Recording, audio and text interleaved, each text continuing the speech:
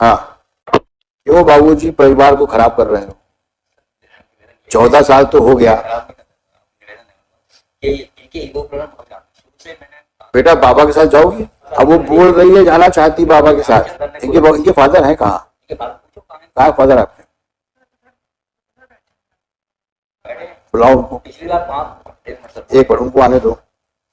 बुलाइए फादर को अपने। आप भी पढ़े लिखे हो, आप भी संधि पढ़े लिखे हैं, दामाद पढ़ा लिखा है, लड़की पढ़ी लिखी है, तो इतना पढ़ना लिखना तो बेकार हो गया। मैंने आपसे रिक्वेस्ट किया था पिछली बार।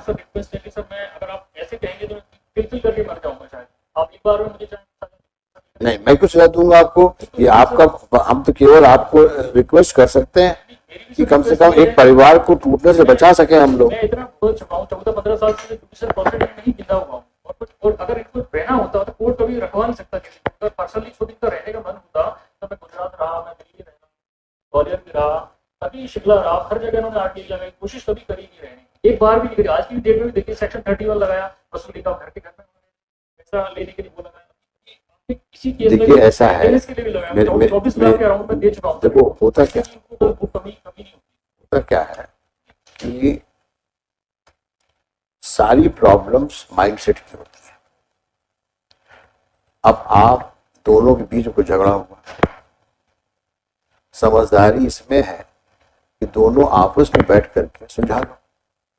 सुनना है कोई बात, समझो बात। शुरुआत कहां से होती है? झगड़ा हुआ, अब सुलझाने की बात तो दूर हुई, एक दूसरे को नीचा दिखाने के लिए ईगो फाइट शुरू हो जाती है, और कहीं खुदा न खास्ता माँ बाप बीच में आ गए और उन्होंने कुछ माचिस की तीली लगा दी तो वो और एग्रीमेंट हो जाता है। फिर कुछ रिश्तेदार आ जाते हैं, फिर वो आपका मनोबल बढ़ाते हैं। डरते क्यों हो? कोर्ट कचहरी तो है, उनको कुछ समझाते होंगे। अब आपका दिमाग टोटल कंफ्यूज है दोनों का। अब झगड़ा तो दूर हो गया, अब पूरा आपको जो डायरेक्शन मिल रहा है वो लड़ने का मिल रहा है।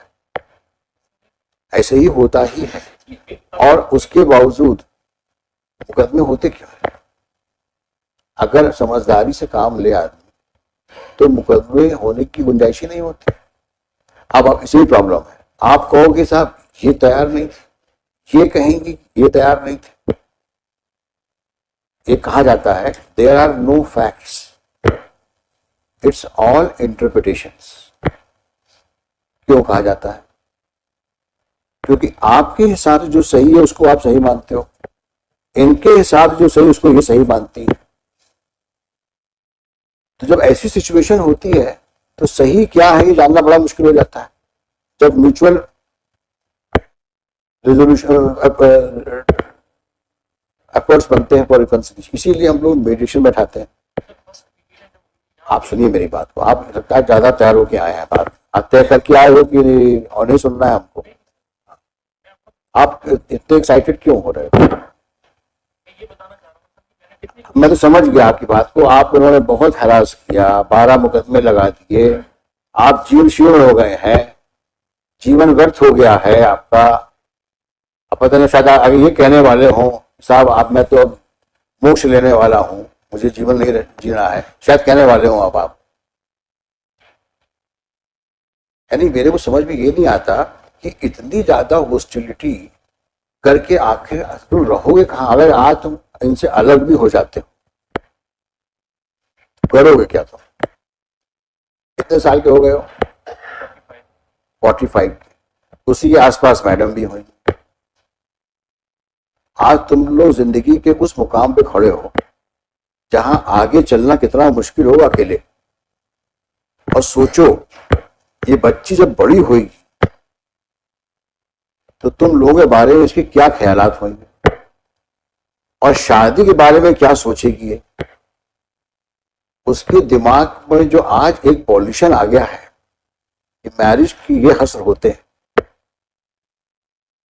उस बच्ची की जिंदगी आगे किस प्रकार से जाएगी ये समय ही बताएगा। और उसके लिए आप दोनों जिम्मेदार हैं। आप भी कम नहीं है और आप भी कम नहीं है। आप दोनों जिम्मेदार हैं। जब ऐसा ही था तो क्यों शादी की थी, क्यों बच्चा पैदा किया था? क्या आप दोनों की रिस्पॉन्सिबिलिटी नहीं है उस बच्चे के लिए? अब जीवन किसके लिए जियोगे तुम? सरवाइव करने के लिए सिर्फ, उस बच्ची की देखभाल करने के लिए? She is like a flower in a garden. आप दोनों को उसकी परवरिश करना है। वो प्लांट्स जब आगे बढ़ेगा तो आपको सेटिस्फेक्शन मिलेगा। आज मेरा बच्चा यहां पहुंच गया, मेरी बच्ची यहां पहुंच गई, उस सेटिस्फेक्शन के बारे में सोचो कि कितना सुकून मिलेगा तुमको, दोनों को, मैडम आपको भी ये सोचना चाहिए।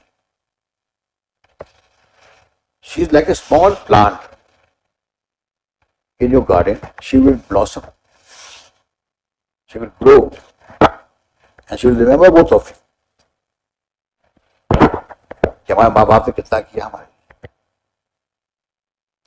ऐसी जिंदगी चलेगी, उस बच्ची के दिमाग में क्या आगे आएगा,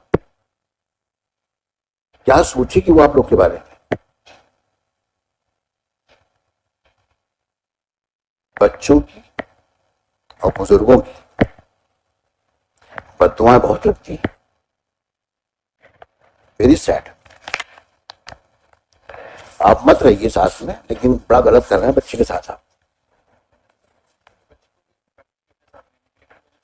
हाँ, आप इतने सेल्फिश हैं, बच्ची मिल जाए वो बाहर में जाए। नहीं सर, ऐसा नहीं है, ऐसा नहीं है, ऐसा सोचना। मैंने आपसे कहा आप कोशिश करो। ऐसा होता तो इनकी तरफ से अगर एक प्रयास भी किया गया होता तो जहाँ तक पहुंचती नहीं सर। जब मैं कितनी बातें बोल दी आपको, अभी भी आपकी समझ में नहीं आ रही है। Then you live in hell wherever you want to go. You will not face such cases. ठीक है मैडम, जब भी तैयार नहीं है तो let him suffer as he wants to, as he is destined to suffer. अपने सफर करते हैं, कुछ नहीं मिल सकता कहीं से, ईश्वर को कुछ नहीं देगा। तो बच्चों का ख्याल नहीं है तो मैं किसका ख्याल होगा? I doubt you are a normal human being. Mr. Sharma, we are adjourning the matter. He is determined not to keep her. And I congratulate both of you, lawyers. Keep on fighting. आप भी लड़ो, आप भी लड़ो। देखो कहां से जाता है मसला। सॉरी मैडम, आपका परसुएशन काम नहीं आ रहा है। आपने किससे बात करी? आपने किससे बात करी आप बताएं? आपने अपने फादर इन लॉ से बात करी, मदर इन लॉ से बात करी है? फादर इन लॉ से बात हुई थी। हाँ, आपने कहा बहुत जी माना चाहते हैं, क्या बोले वो? मैंने ये कहा कि आपने खाना खा लिया। You shut up. I'm talking to her. हाँ, क्या कहा उन्होंने? मैंने कहा आप कैसे हैं, कैसे कैसे क्या है, तुम छोटा सा इस तरह से उन्होंने बात की, अच्छे से बात की। कहाँ रहते हैं वो? ग्वालियर भी है, आए हैं आज? बुलाइए।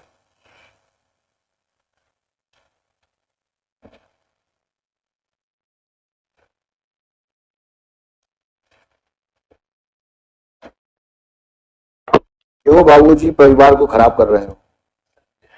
14 साल तो हो गया।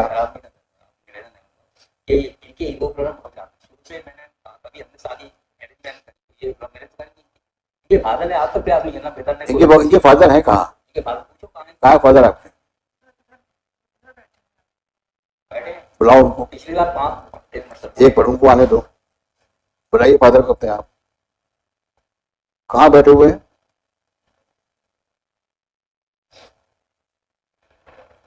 आप क्या करते बाबूजी? मैं सर रिटायर्ड हो गया, 14 साल हो गए। क्या करते थे आप? मैं ग्रामीण बैंक, कृषि ग्रामीण बैंक। अच्छा, ग्रामीण बैंक में थे आप। हम आपकी दुख पीड़ा को समझते हैं। सर मैं 5 साल पहले, 6 साल पहले इसी कोर्ट में जज साहब ने आदेश किया था कि आप लोग जाके फादर से आप लोग जाके बात करिए। तो मैंने सब ठीक है तैयार, हम सब तैयार ले जाने करने में तैयार। फिर आप गारंटी लीजिए कि ये हाइपर इतनी हो जाती है, मेरे को मारा लेकिन फादर के सामने, क्लास 5 देखिए आप मेरे को बोल दीजिए, तो कैसा नहीं करता, ऐसे ऐसे बात करोगे आप बोल उनको बोलने दीजिए ना आप। मेरे को पानी पीने में खा सामने, और मेरे को एकदम काला जी को पकड़ लिया। मैंने देखी इनके फादर बोला, मैंने देखी क्या क्या तमीज है, मेरी भी लड़की है 22 साल हो, कोटा राजस्थान में रहती है, उस पर 498 केस लगाया, यहाँ से हाईकोर्ट से कोई हुआ, उसको खारिज किया, जी ने झूठे केस लगाए, 498 लगाए, वो सब खारिज हो गए। आपकी वाइफ कहाँ है? मेरी वाइफ स्वस्थ है? मैं स्वस्थ हूँ, बीमार रहते हैं।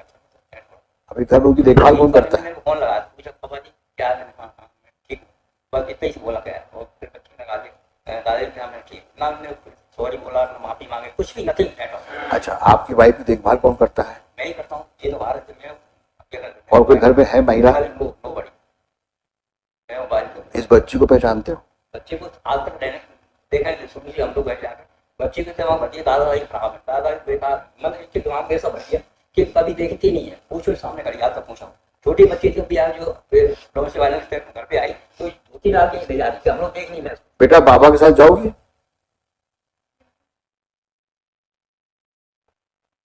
ये भी तो आपकी जान का टुकड़ा है। तो सर पहले वो केस लगा ले जाने के बच्ची ने इच्छा, अब वो बोल रही है जाना चाहती बाबा के साथ, तैयार थी, लेकिन इनका एटीट्यूड ऐसा है ना, देखिए इनके फादर का किसी की चाह कोई नहीं है, 22 साल 14-15 साल मेरे को काम से मैं सिक्योरिटी क्लियर केस हो गया। अच्छा ये बताओ, 8 साल मैंने ऐसे जीते वैसे। अच्छा ये बताओ आज कोर्ट में वकील से मिल के आए थे क्या? नहीं, मैं किसी से मिलकर नहीं आया, मैं तो अभी तो मैं आपकी बात कितनी बार रिपीट करोगे आप?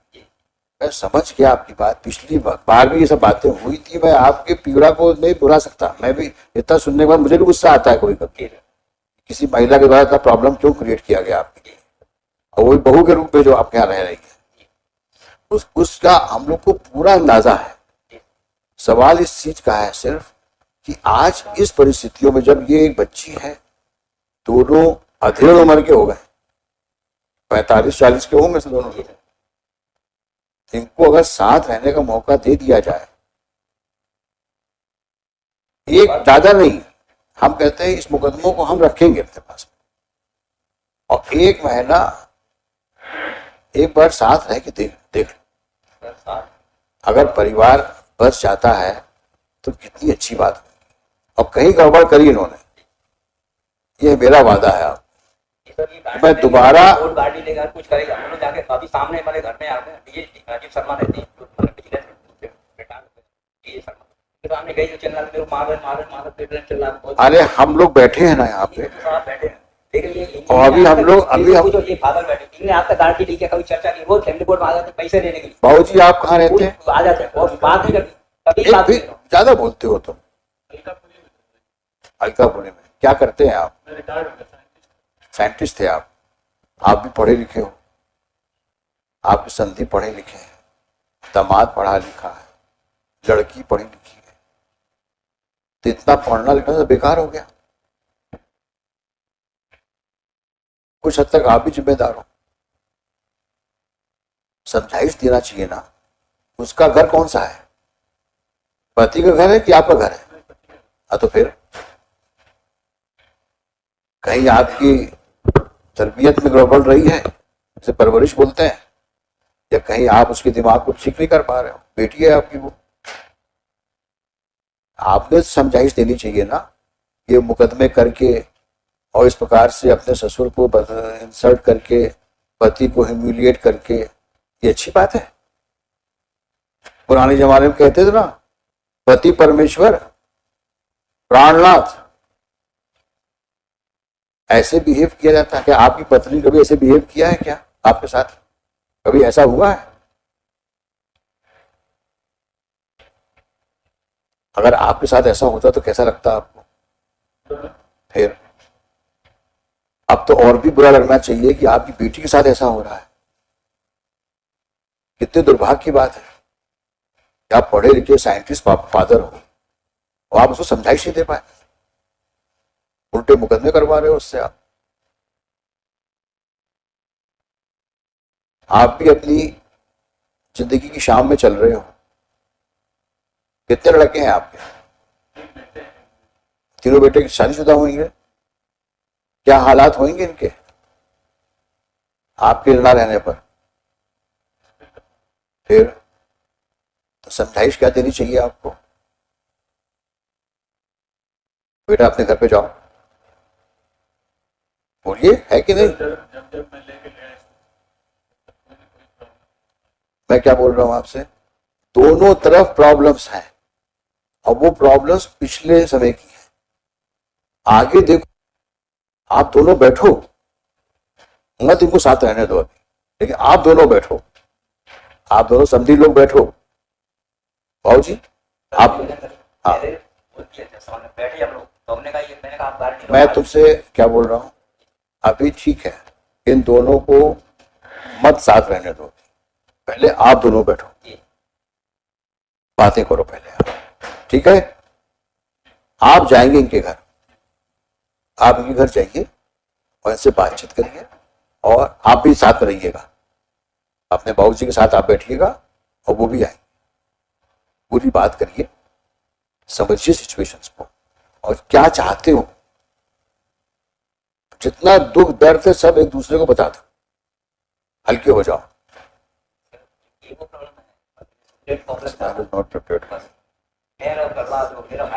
I think you are the main culprit. You do not want them to live together. मैं कितनी बार बोल चुका हूं, मैं यहाँ पे मुकदमा डिसाइड नहीं कर रहा हूं। जिस दिन मुकदमा डिसाइड करने की बात आएगी तो मुझे 5 मिनट से ऊपर नहीं लगेगा। मुकदमों को मैं बहुत देर तक सुनने का जरूरत नहीं पड़ती मुझे। 10 मिनट इनको सुनूंगा, 10 मिनट इनको सुनूंगा और फैसला बोर्ड पे लिखा दूंगा। मुकदमे की मैं बात ही नहीं कर रहा हूं आपसे, जो मैं कह रहा हूं उसको समझो, करके देखो, तो एक बार कोशिश तो करो। कोर्ट कह रही है 15 मिनट दे दिया हमने आप दोनों को, हमारे कितने वकील पीछे बैठे हुए उनके मुकदमे नहीं सुन रहा हूं मैं, क्योंकि हम चाहते हैं परिवार एक हो जाए, बट उसके लिए जरूरी है पहले बातचीत हो। तो बातचीत का दौर शुरू होना चाहिए आप दोनों सभी लोगों को। आप जाइए बाबूजी के घर और आप मिल के आइए, हम पीसी लगाते हैं, उस तारीख में हम आप दोनों को बुलाएंगे, फिर सोचते क्या है आगे। समझ में? चलिए, Shri Prashant Sharma, counsel for the plaint along with the plaint. क्या नाम है आपका? Jyoti Gautam, counsel respondent along with respondent. बच्चे आप ऐश्वर्या नाम है ना, थोड़ा पापा से भी मिलो, चलो शेक हैंड करो। Bless her.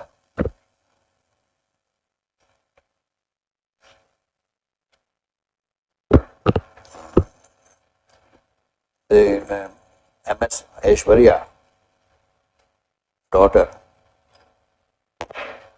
of the parties, is also present. Besides, father of the appellant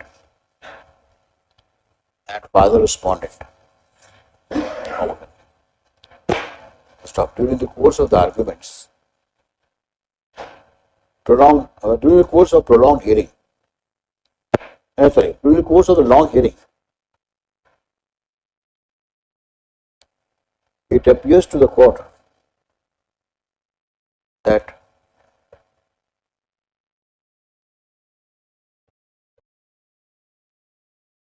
possibility of reconciliation is not absolutely ruled out, despite the fact both parties have been fighting each other like cat and dogs.